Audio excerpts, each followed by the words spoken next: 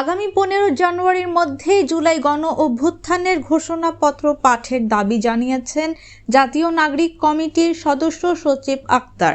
মঙ্গলবার 31 ডিসেম্বর বিকেলে ঢাকার কেন্দ্রীয় শহীদ মিনারে মার্চ ফর ইউনিটি শীর্ষক সমাবেশে অন্তর্বর্তীকালীন সরকারের কাছে দাবি জানান তিনি। এ সময় আক্তার হোসেন বলেন, এদেশের মানুষ এক নতুন বাংলাদেশ চায়, বাংলাদেশের মানুষ নতুন সংবিধান চায়, বাংলাদেশের মানুষ সংস্কার চায়।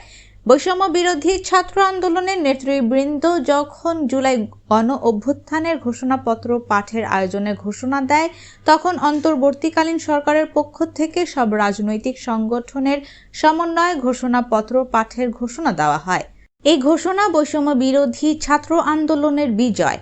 অন্তর্বর্তীকালীন সরকারের কাছে বলতে চাই, অবিলম্বে 15 জানুয়ারির মধ্যে জুলাই গণ অভ্যুত্থানের ঘোষণাপত্র পাঠ করতে হবে।